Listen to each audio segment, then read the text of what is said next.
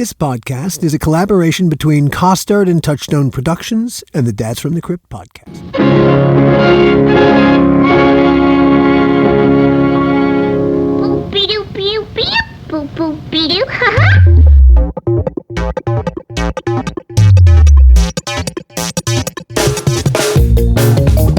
Hello and welcome to another episode of the How Not to Make a Movie podcast. I'm Alan Katz. Gil will join us shortly. We've talked a little in this podcast about legacy families who've been in the film business across multiple generations. A few episodes back, we sat with our friend, director of photography and director John Leonetti, whose dad was a gaffer on classic movies like The Wizard of Oz, and then opened a very successful movie equipment house that supplied the whole industry. Today's guest, Mark Fleischer, is part of an even bigger Hollywood legacy family because his family created characters known the world over, like Betty Boop. Mark's grandfather, Max Fleischer, along with Mark's uncle, Dave Fleischer, created Fleischer Studios. In the 1930s and 40s, Fleischer Studios and Walt Disney were the two big animation companies in Hollywood, and they very much competed with each other. Not only did Fleischer Studios create Betty Boop, and we'll talk about how that happened, they made Popeye a star, and were the first to take Superman from the comic book page to the screen. Now, success in show business is never simple, alas, as this podcast has described on multiple occasions, and it wasn't simple for the Fleischers either, and it didn't necessarily produce happiness all around. We'll talk about that too. We'll also talk about Mark's father, Richard Fleischer, who was one of Hollywood's most versatile, talented, and successful directors ever. Richard Fleischer directed movies like 20,000 Leagues Under the Sea, Fantastic Voyage, Compulsion, Narrow Margin, Soylent Green is People, Amityville 3D, and Conan the Destroyer across a very, very long career. Now, Mark and Gil have been friends for a long time. For a long time, Mark was Gil's entertainment lawyer. He was my entertainment lawyer, too, during the Crypt years. We were all very successful together. These days, like I said, Mark runs the family business. And what a business. Yeah, there are legacy families, and then there are the Fleischers. Boop, boop, a doop. There are legacy families, and then there are the Fleischers. And wow, what your family created, the fact that good 100 years after its creation, it is still vibrant and speaks to contemporary culture. Okay, fellas, key of G. Wait, you're saying, who is she? Guess my goose has been cooked now. Irreversibly hooked now. 'Cause the last time I looked now, I'm where I wanna be. Keep your cans in Miami's. LA Oscars and Grammys. Start unpacking my jammies. I'm where I wanna be. Betty Boop is going to be a musical on Broadway in 2025? Yeah, it opens, the grand opening, the public opening is April 5th, and the preview performances start March the 11th at the Broadhurst Theater, which is right in the heart of Broadway. We've been working on this for many years. The thing that's really so extraordinary to me about this is that this will be the first time ever people will see a living Betty Boop. No one's ever seen this before. There's never been a real authorized show with Betty Boop live.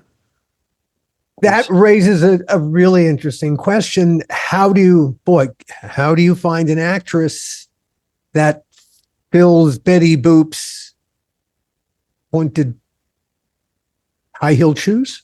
Well, you do it by having a thunderbolt come out of heaven and strike you, which is what happened.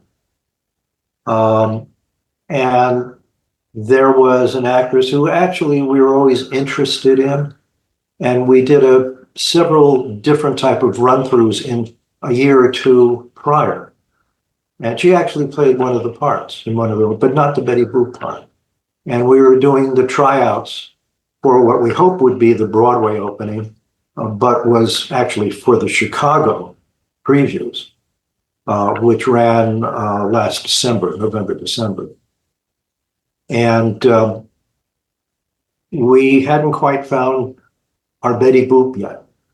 And this young woman had come in a couple of times, and, she kept getting called back. And things, hadn't quite gelled, and it hadn't quite gelled really with anybody. And it was getting down to the wire because we needed to, we were committed to the theater. We needed an actress. And I wasn't at the audition. But this young woman suddenly came alive. And more than alive, she captured the entire room. And her name is Jasmine Amy Rogers. Jasmine Amy Rogers. Yep. And she,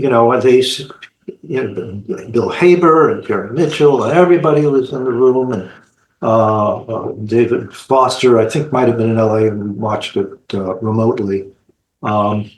We were just knocked out, and I got all these calls, and we found her, Betty Boop, we found her, Betty Boop.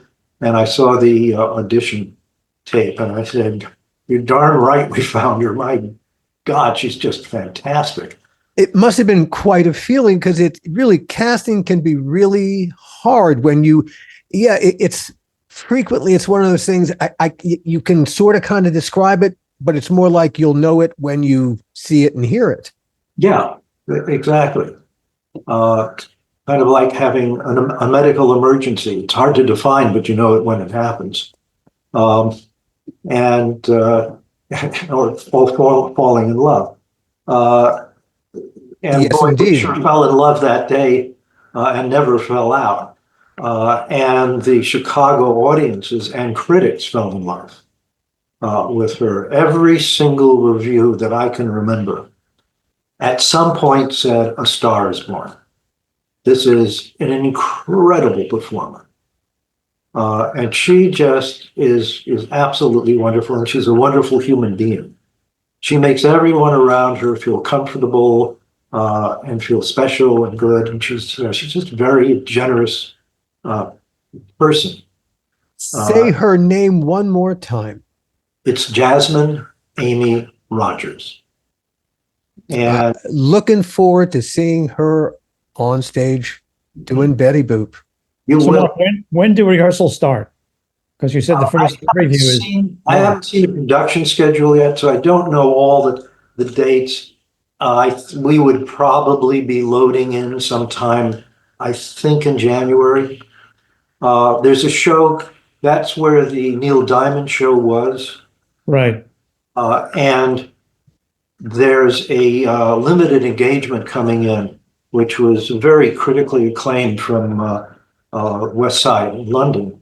Coming in, it's called the Hills of California. And that's coming in for a limited engagement, and I think they'll be leaving December.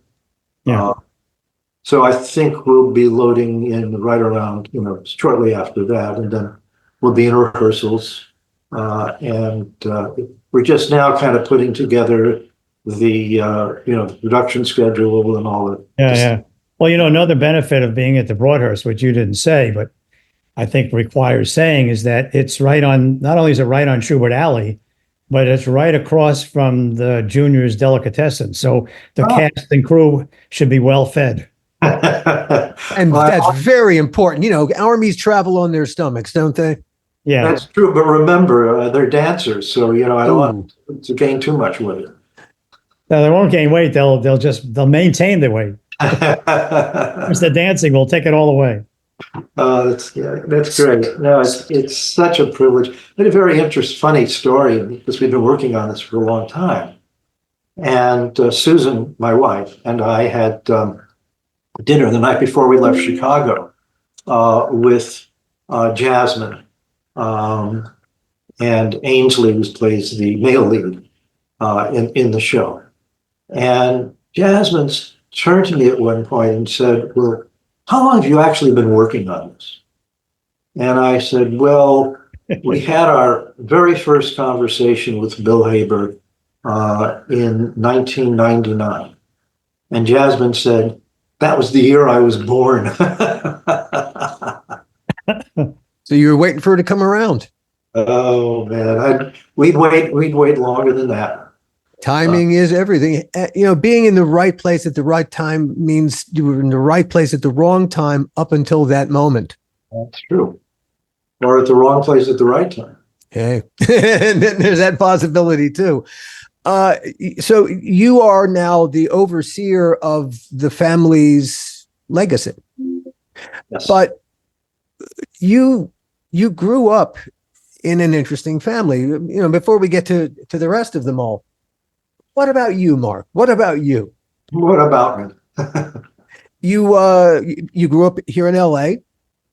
I was born in Los Angeles. Yeah. And to the extent I ever grew up, partially Los Angeles, till I was about 11 years old. And then my father moved overseas, as much as the movie industry did around that time, for various reasons, and brought the whole family with him, my mother and my brother and my sister and me. And I was in a Swiss boarding school for almost a year. And then we lived in Paris for a year.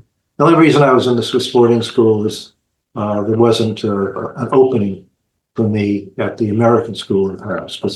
My parents went to great lengths to keep us within the American system of education when we were in Europe so that we could go to an American college. I, of course, fooled them and ended up going to an English college. But where'd you go? Exeter University. A very nice place to get an education. It was. And so we were in Paris for about a year, and then we went to Rome, where my dad directed Barabbas for Dino De Laurentiis, and then developed a whole bunch of other pictures which never got made. And we were in Rome for 4 years. And then returned to California, finished my last 2 years of high school. Thus, the idea of keeping me in the American education system didn't quite work out because I spent my junior year at Beverly High and my senior year at the French Lycée here in Los Angeles, and then went to Exeter for my university. So at that point, so you grow up in like I said, a legacy showbiz family. Your family name is on product out in the marketplace, which makes it rather unusual. Your father grew up in it, and I think your dad went to Brown and Yale Drama. That's right. My dad went to Brown University and then Yale postgraduate. But Yale Drama, so obviously he was heading into the business one way or the other. One way or the other, though that's actually an interesting story because he always wanted to be a psychiatrist. That's what my father was so interested in. And if you look at his body of work, you'll see that a lot of it is kind of like looks into the criminal mind. Boston Strangler. Boston Strangler, compulsion. Sure. Oh, yeah. I mean, there's a bunch of them. And, even Dr. Dolittle. yeah, so the criminal animals.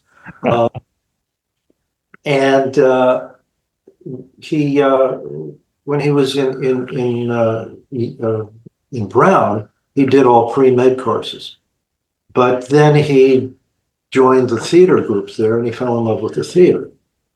And when it became time for him to make a decision, he went to his father, Max, and he said, "I don't know what to do, Pops.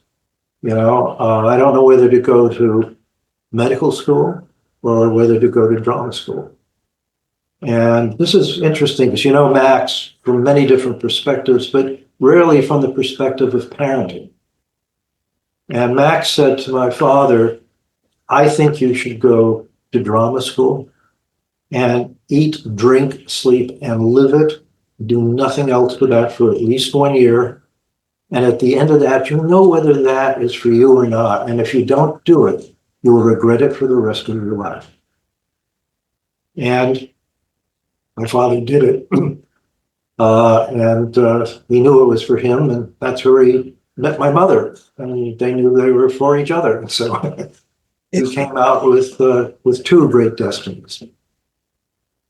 It's funny. I have the exact opposite experience. I grew up. My father was a surgeon. His father was a physician, and I broke the rule because I went outside of medicine. There was no way in hell I was going to be a physician. But my parents had no idea how to mentor me being a creative person.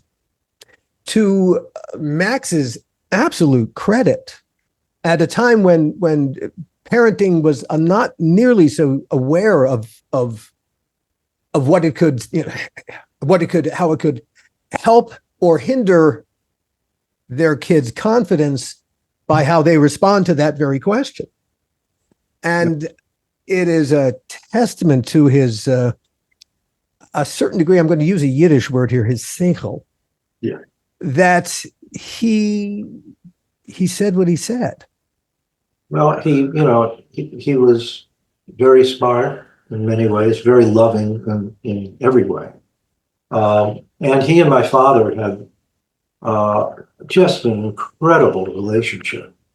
They so adored each other, even to the point where they used to talk on the phone a whole lot when my father was in school or whatever. And at the end of the conversation, my father believed it would be completely improper for him to hang up on his father. And my grandfather thought it was unthinkable for him to hang up on his son. So they couldn't hang up on each other. They could never end a conversation. And there's a conundrum. They would, and my grandfather would say, okay, Dickie, I'm going to go now. And my father would say, okay, Pops, see you later. And there'd be silence. And then my grandfather would say, click. And the two of them would burst out into laughter. I don't know how they ever got on. They'd still be on the phone if they had their druthers. But they really were completely in love with each other. It does certainly sound like Max was an amazing man to have known, let alone to have come from, just to have known. What a mind that was always at work, it seems, solving problems, creating things, inventing a whole, not just the equipment, but to imagine the process that the equipment would solve the problem of. Yeah, no, he was, an inventor and an artist, and he combined the two, I think, in a unique way. And he never stopped working. The one quirky thing that always captured his imagination that he always tried to solve was a machine that had perpetual motion, that was not basically externally and it didn't come from external energy. Right. A perpetual motion machine that went all by itself without any other input source of energy. Usually in the form of a clock. And he always tried that. But he... how many iterations did he make over the course of his attempting to invent it? I honestly don't know, because I value my sanity. A lot. More than one. A lot. My father used to just think it was great. But he was really interesting because he never stopped. That was always one of his passions. Well, in 1915, Max was the art editor for Popular Science magazine, and he was fascinated by the early animation he'd seen, and he felt certain that he could do it better. It's interesting because he thought about it, modern animation, in a funny kind of way, found its origins in a disastrous business concept that Max and Dave had. They loved the movies. Sometime around 1912, 1913, and Max was, I think, at Popular Science at that point. Max and Dave decided that they would open a movie theater in Brownsville, New York. But of course, they couldn't afford it, a building. So they did an outdoor movie theater. And they had very little money, but they, borrowed enough. One was some money from an uncle who was a candy distributor of some sort. And they opened their movie theater, and I mean, they came in droves to the theater. The problem is that they were mosquitoes, and it had been following one of the wettest seasons they'd ever experienced there. And so it failed miserably. But when they salvaged what assets they could, Max was left with this old antique Moy projector that was hand cranked. And it was that he used to create the rotoscope. Because it was a projector. Right. Yes. He then turned into a camera where he shot what today we would call a cell. And basically the way that rotoscope works is it is projecting an image onto a background, a white background, easiest to see, and then it can be traced. He would shoot a live action. They did a test of Dave at the top of their tenement building dressed as a clown. And he turned the projector first into a camera and photographed them. Then he turned the projector back into a projector, and he projected frame by frame. And they then traced over each frame. Then he turned the projector back into a camera, and he photographed each of those drawings. And he had to hand expose them. There were 2,600 frames in that 2.7 minute test. How long did it take to make that? Over a year. And then they turned it back into a projector, and one night in their apartment with my grandmother there, they put up a sheet. And they had no idea what they had after a year. And they projected this test, and modern animation was born. For the first time, human movement, the fluidity of nature, was captured, which had been captured on live action film, but never in animation.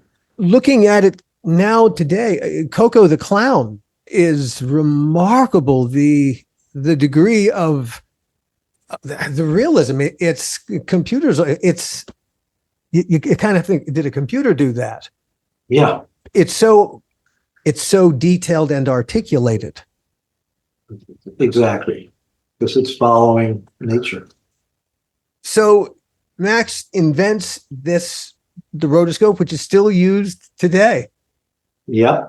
It's so simple and so practical and so incredibly useful for movie makers the world over. So the first things that Max does before he's even created, really, the clown hasn't even come into its being yet. He's created a technology that will endure. Wow. That's exactly right. And it was basically the editor-in-chief of Popular Science who just complained. It was apropos of nothing, but just complained to Max one day that animation was so herky-jerky that you couldn't watch it for very long. And he said, Max, you're a good inventor and an artist, you should be able to do something about that. And Max said, oh yeah, and he came up with this idea. And he and his brother lived for so long. What's especially wow, I don't know how else to put it. In order to shoot this experimental film, he was not going to be able to see the end results. He had to imagine it in his head and then imagine the process to achieve the thing in his head. And then hopefully down the road, when it's processed, he'll see whether or not he succeeded or failed. Well, that's right. And he had to finance it.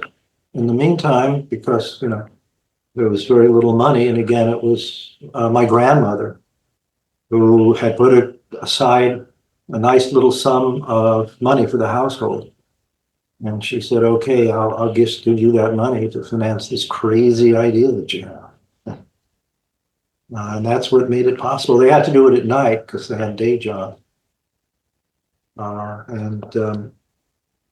That was, that's how the whole thing was born. So it was, I guess a bunch of mosquitoes were responsible for modern animation. And there I walk around thinking mosquitoes are utterly useless.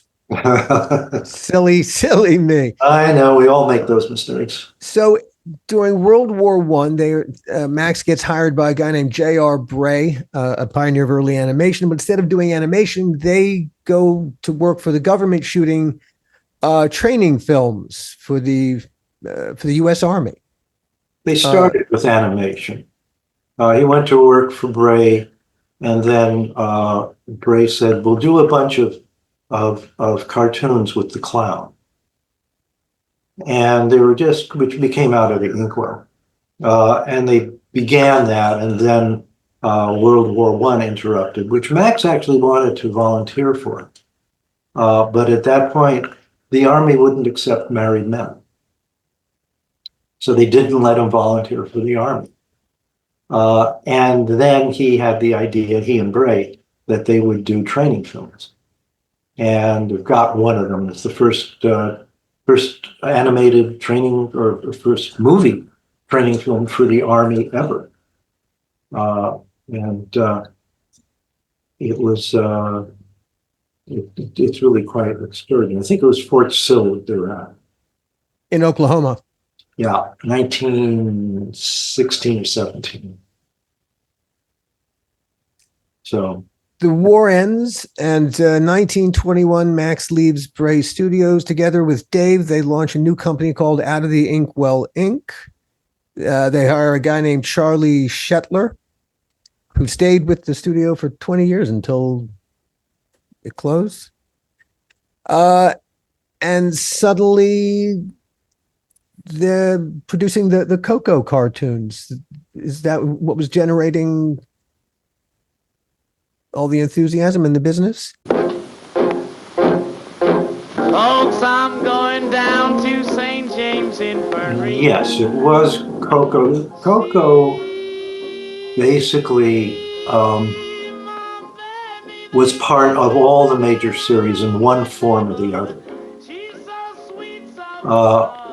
It was in, when they came back in 1921, Max and Dave started Out of the Inkwell films and continued Out of the Inkwell series. And then introduced sound with the song cartoons. No, we will come to that. I wanted to ask a question about a guy named, is it Dick Hamer or Hemer? Humor, yeah. Humor, who he joins the team in 1924. Right. And he redesigned, at that point, it was the clown. He hadn't become KOKO officially yet, had he? I don't really remember when KOKO got named KOKO. It was Dick. Basically, KOKO was named in 1924 as KOKO the Clown. Gotcha. And largely with Dick's influence. And a lot of it really was just to make it more efficient so that you didn't have to rotoscope. What wasn't... We had to rotoscope it. So you still had to rotoscope it, but he was making it simpler. In what way did he make it easier for production? I'm not exactly sure technically what happened there, and where they, at what point, because I'm not a historian in that, where they developed animation enough so they started doing key art and in-betweeners and all of these things.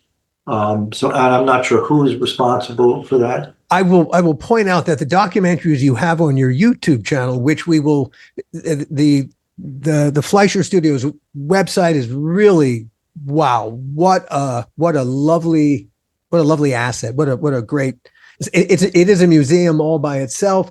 And the YouTube channel is filled with great content.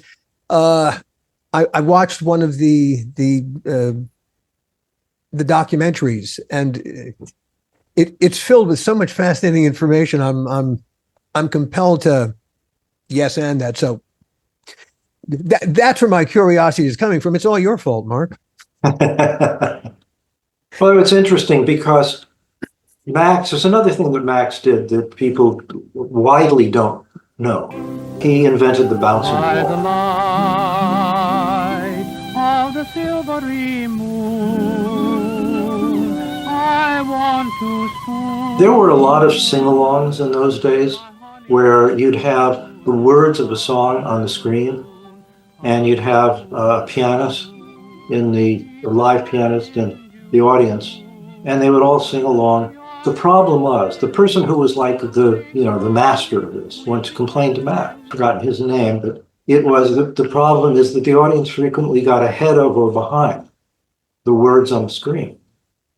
So Max decided to fix that, and he had a ball that would go from word to word to word. So you'd follow that, so it remained everything in sync. And at one point, actually, then he started getting inventive, and actually KOKO became the ball at one point. Oh, they got very inventive. Once it's like any gag, you can only play the gag once or twice. Then you got to find variations on the theme to make the gag fresh. Right. Now, he got together in 1924 with Lee DeForest. And Lee DeForest had been working on putting sound together with film for quite a while. Yes. And together, Lee DeForest and Max did the first cartoon using synchronized sound, My Old Kentucky Home. That's right. That's 1926, 2 years before Steamboat Willie in 1928. And that was a bouncing ball. Exactly so. That movie did a lot of things. A lot of stuff happened inside that one movie. Yeah, that one series is exactly right. It started out as the first sound cartoons. Plus bouncing ball. Plus, yeah, exactly. Well, it didn't start out as it became the first one, and then yes. But still, there's all this invention inside one cartoon. Yes, that's an awful lot of invention bang for one's buck, and it didn't even cost a buck back then. Hardly. It really didn't. It had a whole lot of other development because KOKO kept on basically becoming part of the cartoons for always. And once sound was introduced, then there were a number of cartoon series that came out, and eventually it got to the point in, I think it was 1929, that there was some sound in cartoons, but the characters couldn't talk. They made noises, they squelched, and Max decided that he would make them talk. Sync that sound. Yes. And at that point, we had Out of the Inkwell, and it went back and forth between different names, but it was basically KOKO and his dog Fritz. And my grandfather decided, let's bring in sound, but we need to introduce a new character to basically, round us out. So he basically fired Fritz and hired a kind of a tough urban cigar chewing, half human, half dog character. They're called Bimbo.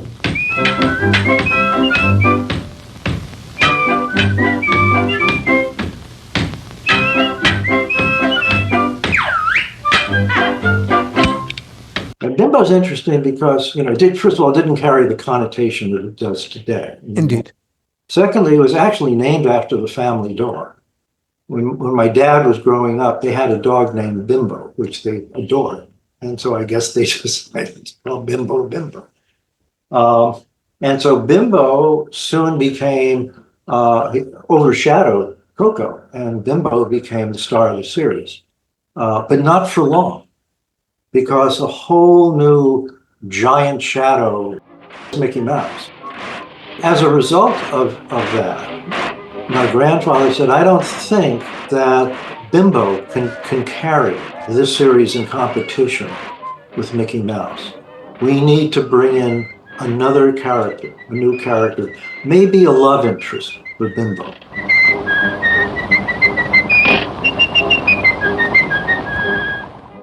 So in 1930 in Dizzy Dishes, this half human, half dog, female performer with big saucer-like eyes and puppy dog ears took the stage in Bimbo's nightclub.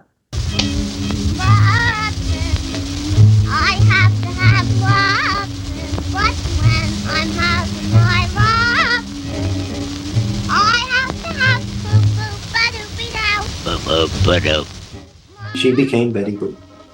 She became so popular that she ended up just dominating the series. Well, that's what I mean. She went from being Bimbo's love interest to being love interest with the audience. Exactly. Yeah.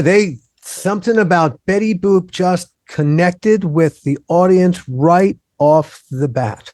And it's so interesting because if you see what she looked like in those original cartoons, it's, I guess it was Betty Boop.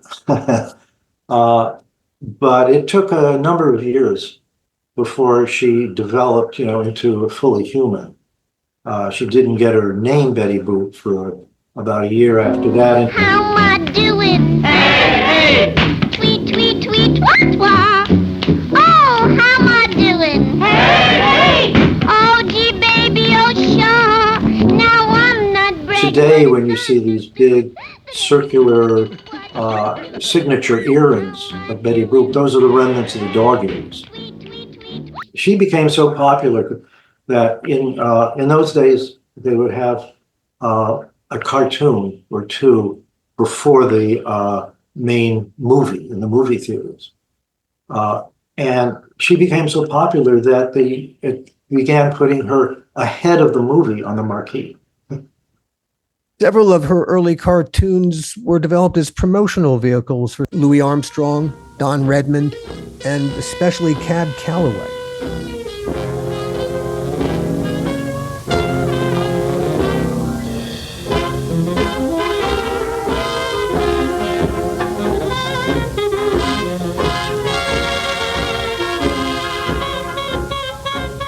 Including, of course, Minnie the Moocher, which, well, hey.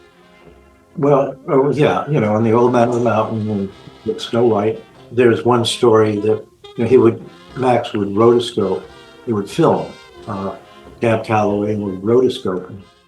And that the first time Cab Calloway saw that in the editing room, they were sitting on the stools watching it, I guess through some sort of moviola. Cab Calloway laughed so hard he fell off his stool. Not hard to imagine. It must have been just staggering to see yourself transformed and transposed into this Absolutely. other form. And with all the crazy things that went on in the cartoon, it just, it's just unimaginable and just so much fun. They came from such different places. And the animated worlds that they created were such different places. Walt came from where? Kansas or Indiana, someplace like that. And he certainly smacked of the heartland. And his version of Snow White was Snow White. Whereas the Fleischer world was, well, of course, it was urban and gritty, and filled with a kind of chaos that came from all over the place. It's the chaos of surrealism. Indeed. Max had a saying, and that was, if you can do it in real life, why animate it? So he was not looking to do photorealistic anything, or even something that was imagined in a world that was an ideal world that was based on something that was real or human. It's always had to be something you just couldn't do in real life, you know. I would recommend watching some of the early Fleischer cartoons slightly stoned. It's really a trip. Because they're incredibly fluid and anything can become something else. Yeah, I mean, it does, and of course the whole world reacts. The fat guy wants to walk through the door, so the door expands to accommodate. It's a world of living metaphors. Yeah. And it is absolutely, and that's part of what makes it incredibly funny. It's drenched with irony. It's got a vibrancy to it that's, yeah, it didn't have the polish of Walt Disney's product. I don't know that he could have survived the internal mental chaos that it takes to create a Fleischer world. I mean, you know, who knows? I knew Walt Disney somewhat when I was a child. And, you know, he has a genius all his own. And, you know, it's hard to say what, you know, hard to compare two unique things because they're unique. They can't be like each other. You know, there was a bitter competition between Max and Walt. And Max was the sweetest, most gentle man you'd ever want to meet in your life. If you said Walt Disney to him, he'd become apoplectic. And why was that? Well, I think that, you know, in those days, they were just leapfrogging each other with technique, with invention. I think the lines may have gotten a little blurred. Certainly, I think Max thought they got a little blurred about, you know, adopting some of his techniques. But that's, I think, really kind of was maybe at the heart of it, or not. That was, I think, my father's view of it. But I mean, there's a very interesting story behind that because my father, as you know, we talked about, became a director, and he started directing, you know, B-level movies for RKO, and directed what's thought of as one of the greatest B-level film noirs made, called The Narrow Margin. Yes, it is. And when we get to talking about your dad, when we go through the list of the films your dad made, it's mind-boggling, and the variety. But Narrow Margin is a great film noir. Holy cow! And well, I mean, if you'd like to wait till we get there, I certainly can. Yeah. Because you know, everything in its time. Okay. In 1934, Will Hayes arrives in Hollywood and screws up everything.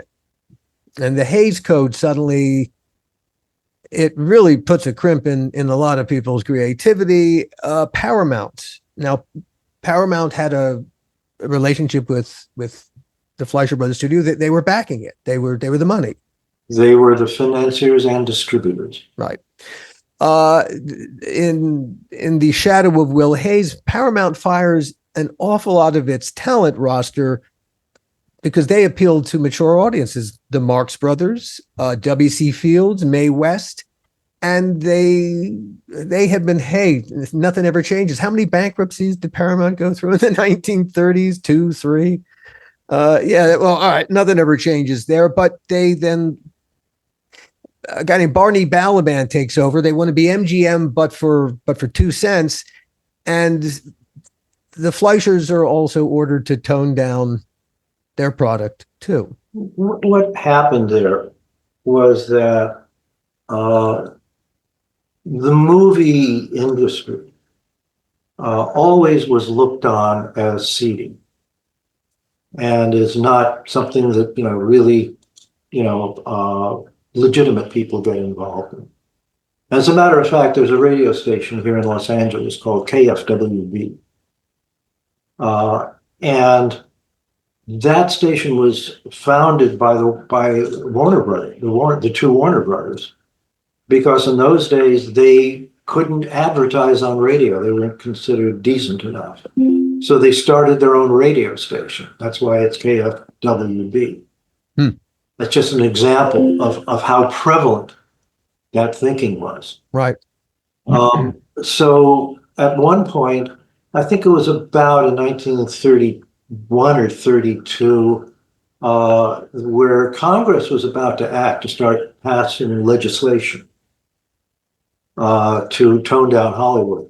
And so the producers got together and said, we'd better be proactive and create our own code and self-governance to avoid having the government tell us what to do. And that was the Motion Picture Code, which became known as the, quote, Hays Commission. But it was really the producers acting out of self-defense for survival that they did that. And Will Hays was the guy who really became their front person. Yeah, well, yes, exactly. He was leading the coalition of producers. Right. And so they did all of that. And Betty Boop, the hems on the dresses went down. The cleavage went up. She got rid of a bimbo. She had to have, that was a little tricky. So she had this nice, sweet little doggy Pudgy now. She couldn't go out and do all the adventurous things she did, as a hula dancer and as, all of this stuff. She now was a secretary. She had a reading list now. Yeah, exactly. She had a book club she had to get to. Exactly. And it was a pretty dull book. And that basically finished Betty Boop. Fortunately, in 1932, they make a deal licensing E.C. Seeger's Popeye the Sailor.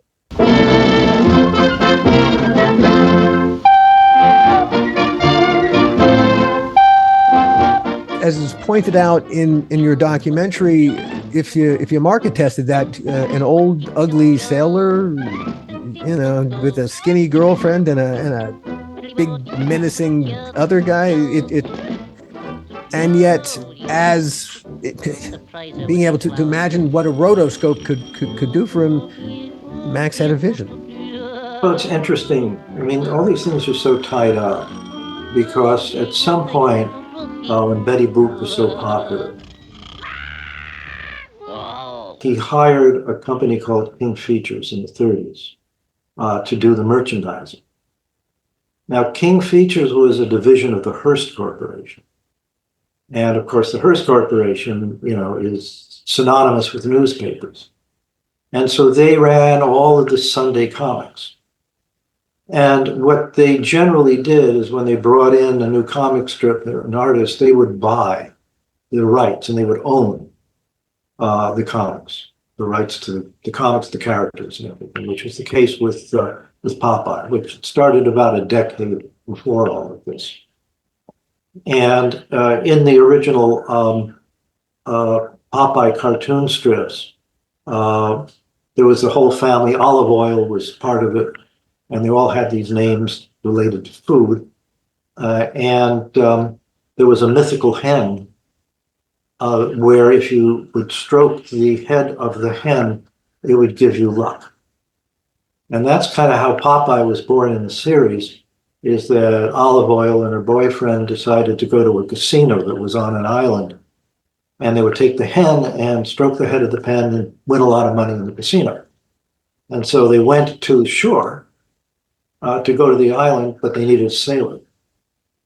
And that's how Popeye entered the comic strip in the newspaper.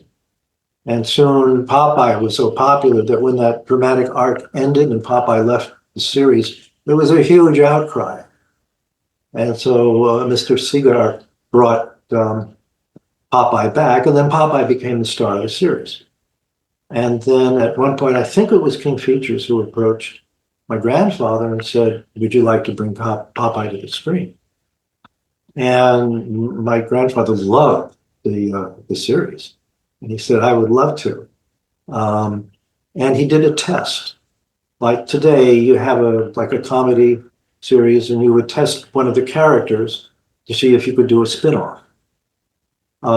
And he did that in a Betty Boop cartoon, tested Popeye, who, everybody loved.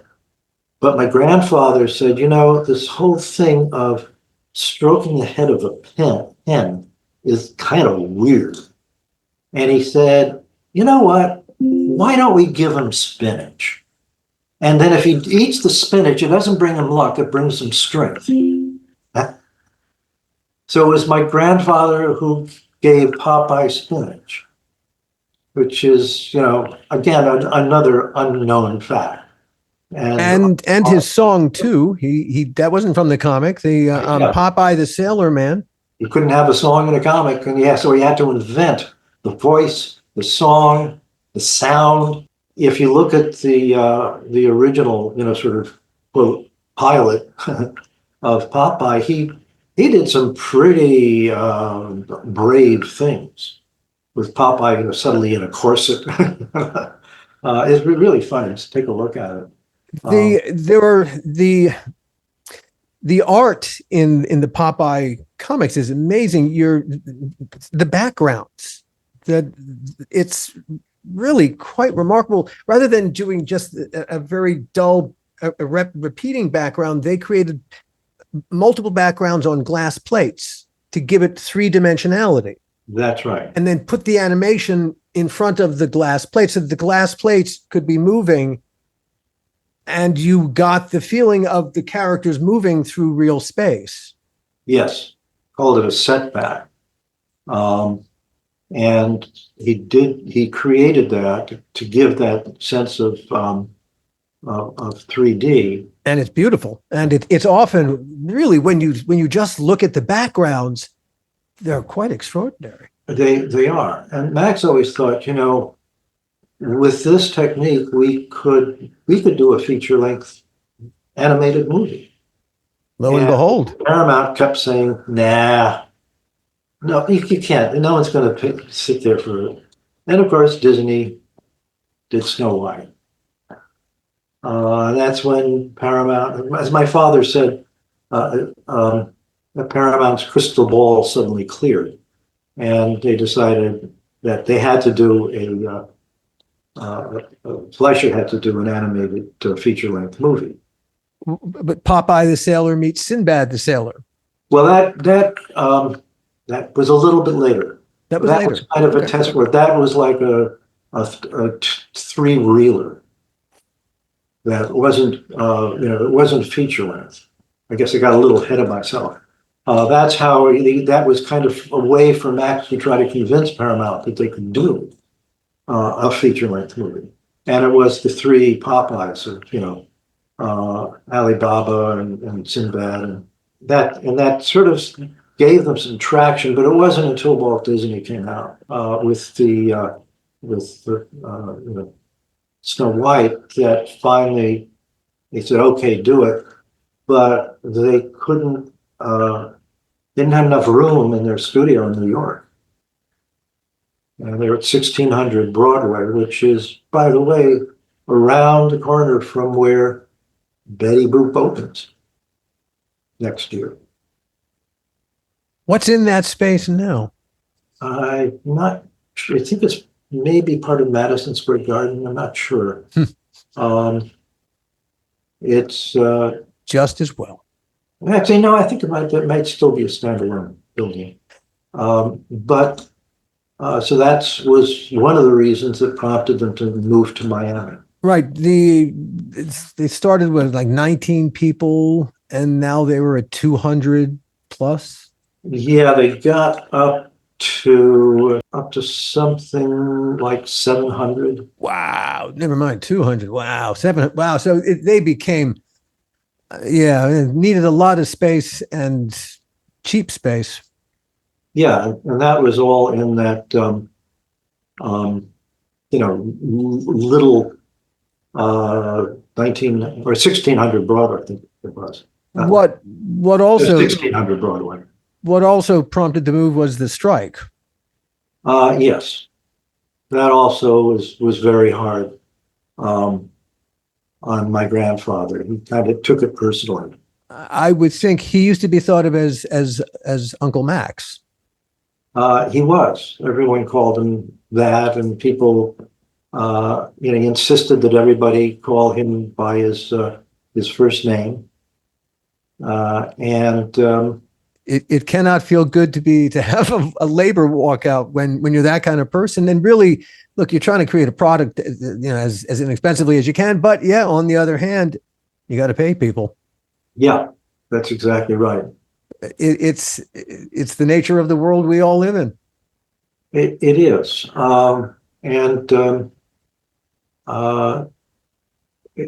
That strike was the first ever launched in the entertainment business, wasn't it? I actually don't know. I believe that's the case. I think that it was a test case, the first launch in the motion picture industry, and people were boycotting Fleischer cartoons in theaters as well, and so it got ugly. It did, and Max was, really first and foremost wanted to take care of his people. When Paramount said you really got to do this feature-length cartoon, my grandfather loved Miami. He had a home there, and in those days, Miami was not the Miami of today. It was a real backwater. It's like one major hotel. And the city elders were really wanting to put it on its feet. So when Max approached them, they begged him to come. And he got the space he needed. Paramount funded it through a loan, which was a disastrous mistake for my grandfather. At the end of the day. At the end of the day, it was a tragedy. They built this huge state-of-the-art animation studio. It was the first fully air-conditioned building in the state of Florida. And he offered to bring every single family to Florida and give them housing from his studio in New York. And a lot of them went. And then he had the facility and the ability to produce what became Gulliver's Travels. But my grandfather wasn't a great businessman in some respects, because in those very early days, somebody offered to sell him Miami Beach for a few $1,000s. And his response was, "What would I do with all that sand?" Well, if he had, we'd be having this conversation at Fleischer Island. And I bet it'd be a lovely place filled with just the coolest entertainment on earth, man. That's another surrealistic idea.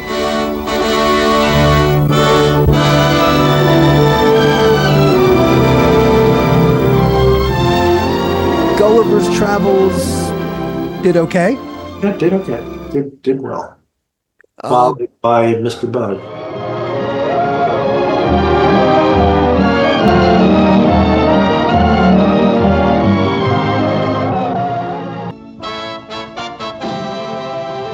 unfortunately opened on a terrible day. Yeah. If not for opening on December 7th, 1941. Katie didn't, Katie didn't, Katie didn't, Katie didn't, Katie didn't, Katie didn't, Katie did. And who kissed the banker's boy and ran away and hid? Katie did, Katie didn't, Katie didn't, Katie didn't, Katie didn't, Katie didn't, Katie did. I've seen bits and pieces of it. It's really awesome. Oh, it's wonderful. It's wonderful. But, that's movies. But that really hurts because wow, it's shit like that. You shouldn't happen to anybody, least of all.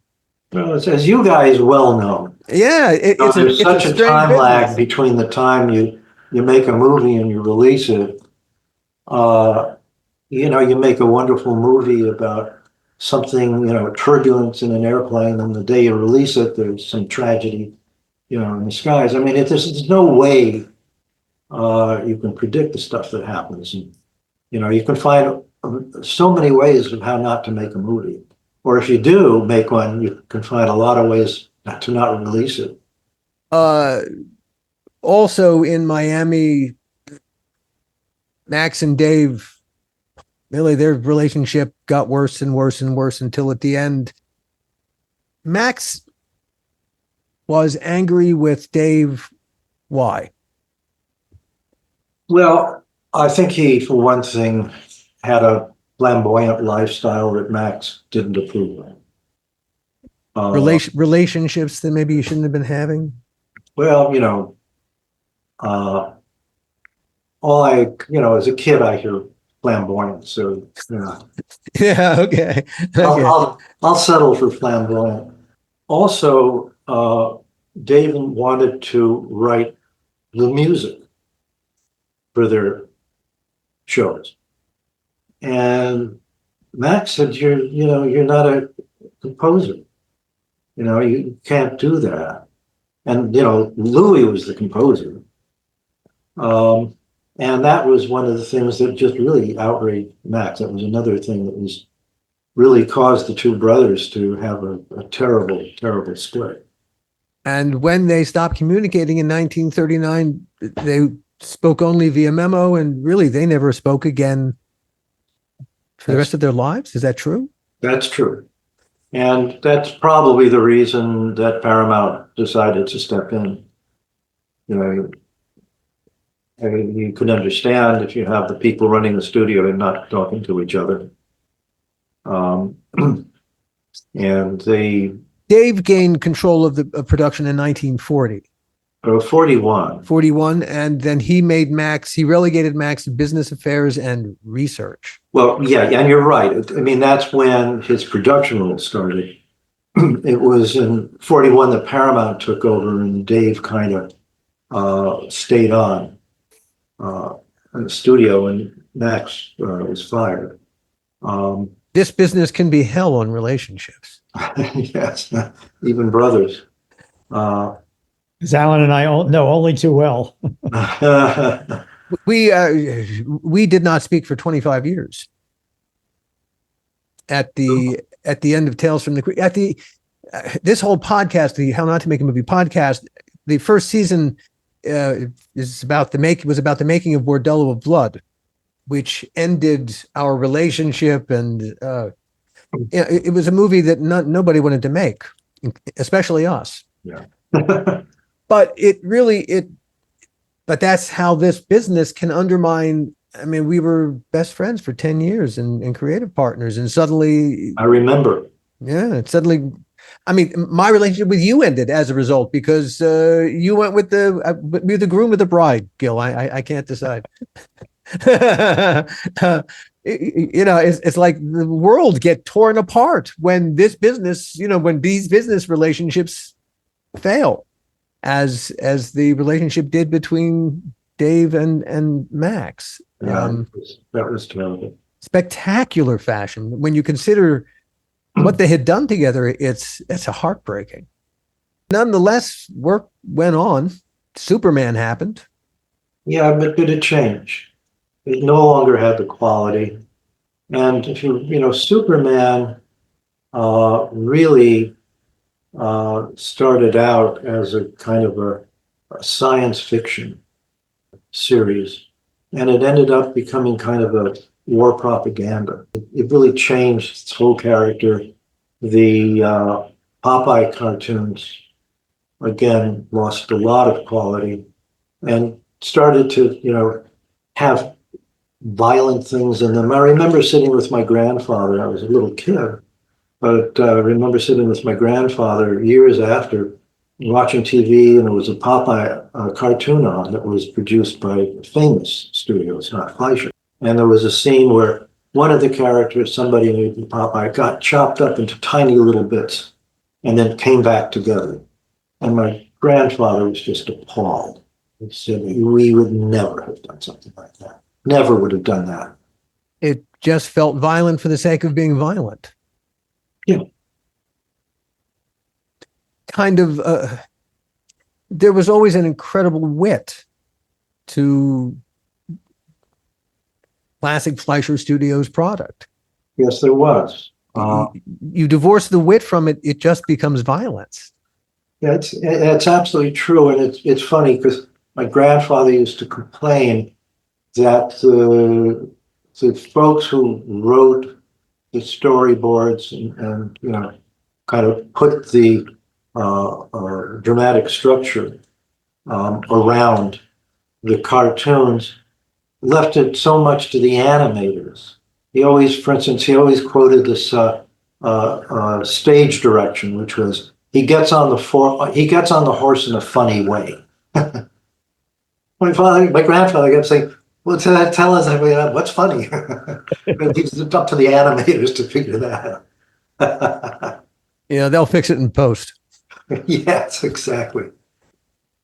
That's right. Let's switch over to your dad. Now, your grandfather's legacy. Wow, hey, it speaks for itself. Your father was a remarkable filmmaker who, in a sense, if you read people's descriptions of your dad, the word journeyman comes up a lot. But I don't think that's either fair or accurate. Journeyman is like a guy who's competent at everything. But your dad was actually really, really, really good at everything. And there wasn't a genre that he couldn't do. He was good at everything, was both his superpower and his fatal flaw in a sense. Yeah, I mean, he could never get typecast like so many other, admittedly great directors did. Not to denigrate them for a second, but it's like he didn't have a signature milieu. So he went from one to the other, and even though he had many commercial successes, that he didn't. When we get to the list of movies, if people in our audience are not familiar with his name, suddenly you hear this list of movies, you think, well, one guy did all those? How is that possible? But before he got there, his film career started in 1942 at RKO. He was doing shorts and documentaries and a compilation of forgotten silent features, which he called flicker flashbacks. Yeah, exactly. That is charming. Yeah. He did that. Yeah.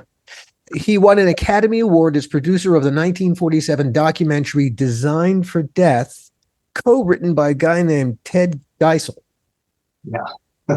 AKA Dr. Seuss. Yes. And my father he was in love with Ted Geisel, and he kept saying, he's a genius, he's a genius.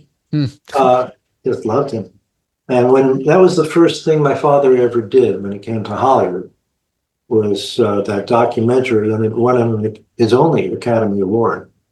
And when he won that award, Max sent him a telegram saying, "What took you so long?"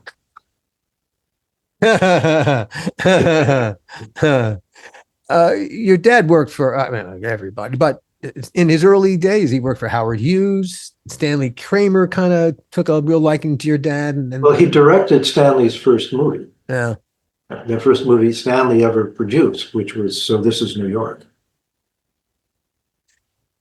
And with this fan club, because clearly they saw immediately that your dad understood how to tell stories.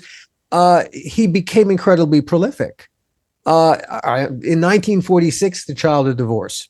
In 1947, Designed for Death and Banjo, 2 movies.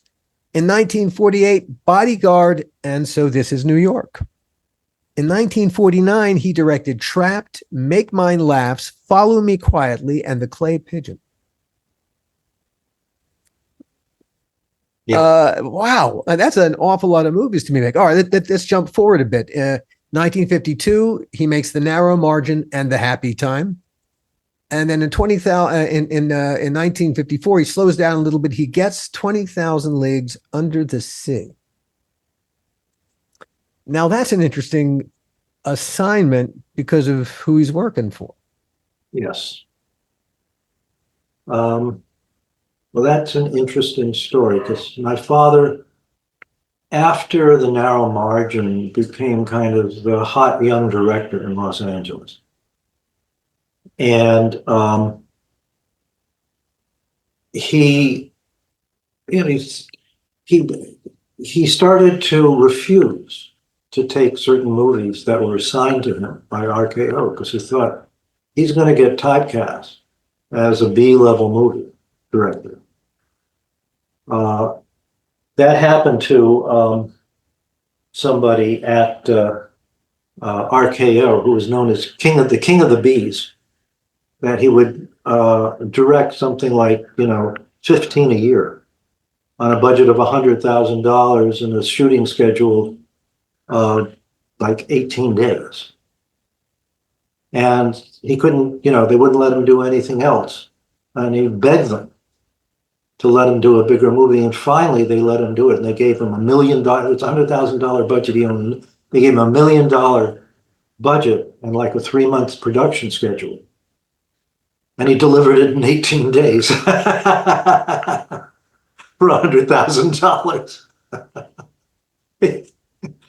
My father saw that as a warning. So he said, I'm not going to let that happen. So he became better known. That's all production muscle memory. Yes, that's exactly right. Holy cow. And so scary. He was sitting in his office one day, got a call from his agent. Said, this is odd. Walt Disney wants you to be in his office tomorrow at 8 or 9 or whatever. I said, okay. So we went. And he went to Walt's office, and there were all these drawings and renderings of the Nautilus and things like that all over the wall. And Disney said to my father, have you ever read 20,000 Leagues Under the Sea, known as The Nautilus? And my father said, yeah, love it. And Disney said, well, I'm going to make a movie. It'll be my first entirely live action movie. It'll be the most expensive movie ever made. If it isn't successful, it will bankrupt this studio. Would you like to direct it? My father said, yes, of course I would. He said, but do you know who I am? And Disney said, yes, you're Max's son. And my father said, well, I have to call my father and ask his permission because I don't want to be seen as a betrayer of our family. And Disney said, that's exactly the right thing to do. So you go call your dad and tell me tomorrow whether you're going to direct my movie. So my father went home and put in a call to New York, which is what you did in those days. And, my grandfather said, of course, are you out of your mind? This is your big shot to get into A movies. This is wonderful. And he said, I want you to tell Walt Disney one thing. My father said, what? And he said, you tell Walt Disney that he's got great taste in directors. So my dad directed the movie, and as we know, it was a big hit. And Disney became a family friend. I grew up knowing him as Uncle Walt. Even rode in that sort of bizarre little train that he had in his backyard. And one day my father was on the phone with Walt Disney and mentioned that his father was coming into town for the, I think, golden anniversary. And Disney said to my father, my grandfather's studio was long since out of business. And a bunch of my grandfather's animators were now working for Disney. And Disney said to my father, I want you to extend an invitation to your father. I'd like to host a reunion at my studio with his former animators. And my grandfather accepted. And that reunion took place, and the two men reconciled and became friends for the rest of their lives. Nothing like a happy ending. Not many Hollywood endings are like that. Your dad went on from 20,000 Leagues to, wow, he did the Vikings in 1958, working for Kirk Douglas, and then Compulsion, Fantastic Voyage, Dr. Dolittle, Boston Strangler, Che, Tora, Tora, Tora. In 1971, he did 10 Rillington Place, See No Evil, and The Last Run. In 1972, The New Centaurians. Then in 1973, he did Soylent Green and The Dawn is Dead. In 1974, he did Mr. Majestic and The Spikes Gang. It finally slows down a little bit. There's Mandingo, The Incredible Sarah, Ashanti, The Jazz Singer, Amityville 3D, Conan the Destroyer, Red Sonja, and his final movie, $1 Million Mystery. That is, when you look at the variety of types of movies, and just to go from one to the other so quickly, wow. It is a testament to his skills as a storyteller that he could tell so many stories. Certainly the people with the money recognize that not only did he tell the stories, he told them efficiently and on time, on budget. Tremendous professionalism. Was hired a number of times to replace the director, as he was on Tough Enough and on The Jazz Singer. And almost directed Brenda Starr. So close. So near. That goes to show you how many movies like Brenda Starr could he have been involved with through his entire career. That didn't happen, and yet he still put out an incredible amount of motion pictures. 47. Wow. And we came pretty close with Brenda Starr. We did. Yes, we did. We were only one indictment away. Well, we never really got to the story of how I know Mark or how I know Dick. Hey, we'll finish with that. Let's mop up with that.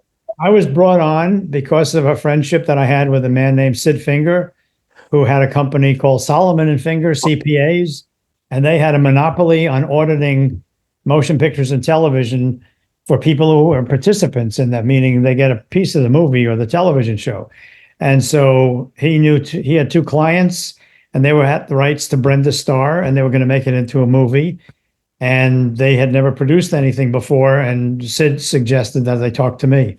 And so we met, and we hit it off pretty well. They had produced Annie, the Broadway play. They owned the 46th Street Theater, which is now, I think it's the Schoenfeld Theater. So they were pretty well, known in New York and had a big financial background.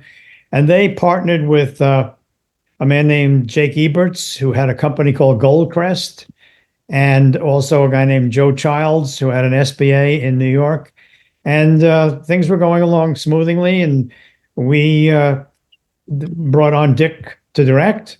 And the next thing I knew, they said, "Well, we need to go to Yugoslavia, you and Dick and us." And and look at locations. And also we need to go to the Cannes Film Festival to sell the movie. And so that's how I knew Dick. And while I think it was at Cannes, I might be mistaken, Mark, but maybe you'll know.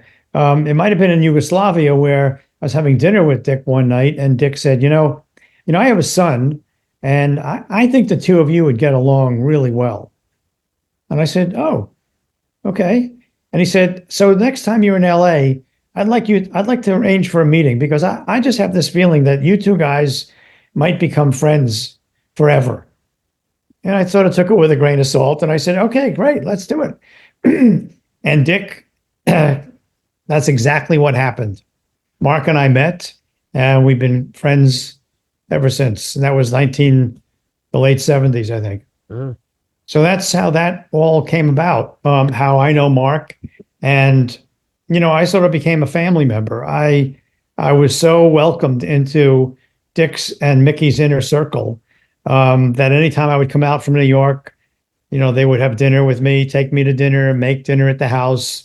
And it just he became like a second father to me after my dad passed away. And it just was such a joy to go to Los Angeles to see Mickey and Dick and meet Mark, and then be included in that, in those group of people. That it was a very, very special relationship that I had with Dick Fleischer and Mickey, and then with Mark. In fact, when I finally moved out to Los Angeles from New York, I was talking to Dick one day about, I'm going to have to buy a car. And he said, well, I have a Bentley. I think it was a Bentley, right, Mark? It was a Rolls. Rolls. I have a Rolls. We never stooped to a Bentley. Right. It was a Rolls, a beautiful Rolls, burgundy and tan, right? Yes. But he said, but I don't drive that daily. I have a Toyota Tercel it was Toyota. Little sports car. Yeah. I'm thinking of selling it. So if you would like to buy it, I'll make you a good deal. And I remember leaving his house going, oh my God, well, I'm going to be driving Dick Fleischer's car. This is unbelievable. And so I bought the car from Dick, and I kept it forever, until it, one of us is going to conk out, and then I changed cars. But I remember that car. Yeah, I always loved that car more than anything. I've never been a car person, but that car to me was like part of my relationship to Hollywood. Yeah. Well, to even the story out a little bit, at that time, I was working on building a producing career. And I remember my father was doing Betty Boop and picking it up. And he said to me, he talked about the people who were on it. And you mean Brenda Starr, not Betty Boop. I'm sorry. Did I say? Yeah. It's on my mind right now. Yeah. It was Brenda Starr, and so he told me that that one of the producers was coming to town, Gil Adler, and he said, I'd like you to come on onto the movie as maybe an assistant to me or something like that. And I said, well, I would love it. And he said, I want you to meet Gil. He said exactly to me what he said to Gil. He's only said that to me about two people in my whole life, where he said, I think the two of you will become friends forever. Then Gil and I met, and of course that happened, and I was brought onto the picture and spent a lot of time in New York and doing location surveys. And then that's when Gil and I spent a lot of time together. And then they sent, after that location survey that my father was on in Yugoslavia, he came back through New York and met with Jake Eberts and Goldcrest and all of that. And they asked me then to go to Yugoslavia to follow up on what Gil and my father had done with take the American crew heads and meet with the Yugoslavian crew head. So they then made me an associate producer, which we know how prestigious that is in the movie business. And I remember landing in New York to attend that meeting, and then I was going to go on to Yugoslavia, and I was coming back to LA. And I landed, and I realized I forgot to bring a tie, because we were meeting with bankers and all that sort of stuff. So I got up early, and I went and bought a tie. And we got to the meeting, and we sat down, and I looked over, and the only other person wearing a tie was my father. And he had forgot to bring a tie, and he went out and bought one earlier that day. So the two of us thought a lot alike. Anyway, I went over to Yugoslavia, and the producers apparently were getting into some potential legal trouble over something they had been doing here. And I had learned of it. I guess that's a whole nother episode, I guess. We'll get into it at a different time.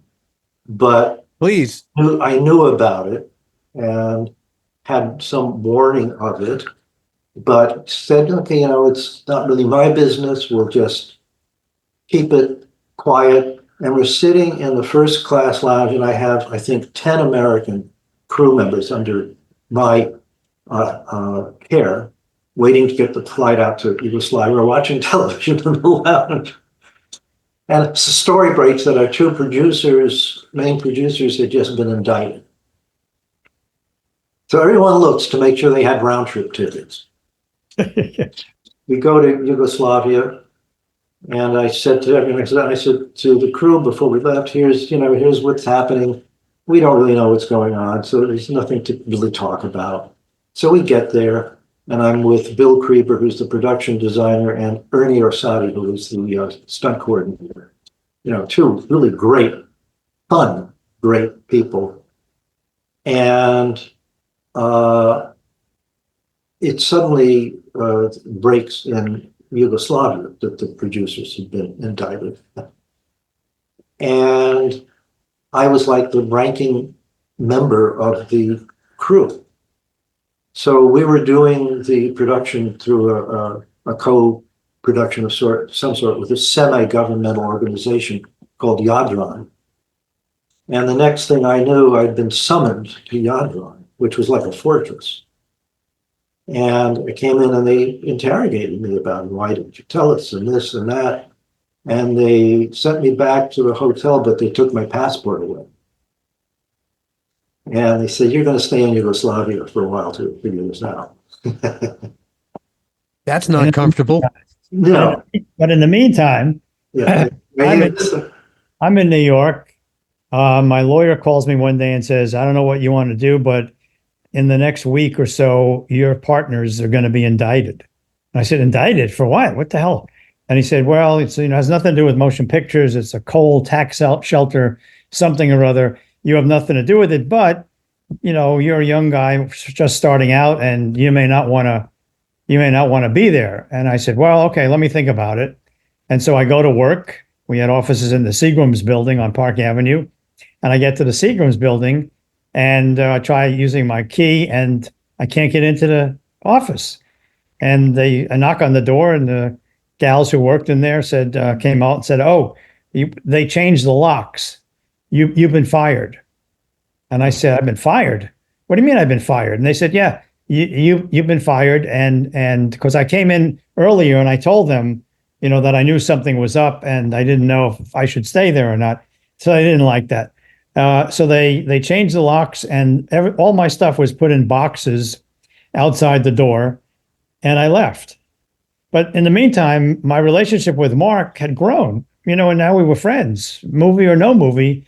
Yeah. He and I were like, good friends. We're brothers. Yeah. And so I would call the office in LA, and I couldn't get through to Mark because I couldn't say it was Gil Adler, because they wouldn't allow him to talk to me. And they would say, Mark, you never talk to Gil, and blah, blah, blah. And so I didn't know what to do. I couldn't reach Mark. And so one day I called the office, and I asked for Mark Fleischer, and they said he's at a meeting. And I said, well, can you have him call his doctor back? I have the test results. Everything is fine, but I do need to talk to him. And they said, oh, what's the phone number? What's the name? And I said, oh, the name is Dr. Rogenbogen. And here's my number. I gave him my cell, which I think they had cells in those days, but I don't know. Anyway. No cells, just the no cells. So Mark gets the message, and go ahead, Mark. So I'm sitting there, and we're in some sort of production meeting, and the secretary comes in, and she said, "There's a call for you." And I said, "Okay, can take a message, please." They said, "Well, it's your doctor." And I said, "My doctor?" And she said, "Yes, Dr. Rogen." And I looked at her, and I immediately knew who it was, and I started laughing. So, and everyone was thinking, "Your doctor's calling you and you're laughing?" So I excused myself and went out. And that's been, ever since. It must have been like 1980, I think. Yeah. It's always been Dr. Rogen. And that's kind of been our relationship. So I did finally get out of Yugoslavia. I remember everyone went home. They sent the whole crew home except Bill Creever. Wouldn't leave. He wouldn't leave me there. So he stayed there. And I remember being in one of these terrible meetings with the Admiral, all black suits and big dark eyes and everybody sitting there. And they bring the phone to me, and it's Ernie Orsatti calling from the U.S. And his words to me were, "How's the hostage crisis?" And I started laughing. You're not supposed to laugh. In any event, it all worked out. And so, Dr. Rogenbogen has kept me in excellent health all these years. Dr. Rogenbogen, call for you on line 6. Right. Tip of the iceberg to the stories, of course. We'd love to have you back, Mark, because like I said, we just talked about the family business. Your story, you've been involved in a whole lot of fascinating things along the way yourself. So we just scratched the surface here. And I think it'll be a very good idea to have you back where we talk perhaps a little bit more about the upcoming Broadway to be hit musical Boop. Betty Boop. Absolutely. Would love to do that. So at the very least, we want to hear what is happening with that, because that just sounds like an amazing entertainment experience. It is. You've never seen anything like it. Well, cool. So listeners, before we sign off, the Broadhurst Theater, it opens April 5th. Buy tickets now. As soon as they open up that box office. Yeah. Well, thank you again, Mark. We'll be talking to you shortly. I thank you, Dr. Rogenbogen. Thanks. And we'll receive his bill. Would you mind coughing one more time? No. For you. Thank you, everybody, and we'll see you all next time. The How Not to Make a Movie podcast is executive produced by me, Alan Katz, by Gil Adler, and by Jason Stein. Our artwork was done by the amazing Jody Webster, and Jason Jody, along with Mando, are all the hosts of the fun and informative Dads from the Crypt podcast. Follow them for what my old pal the Crypt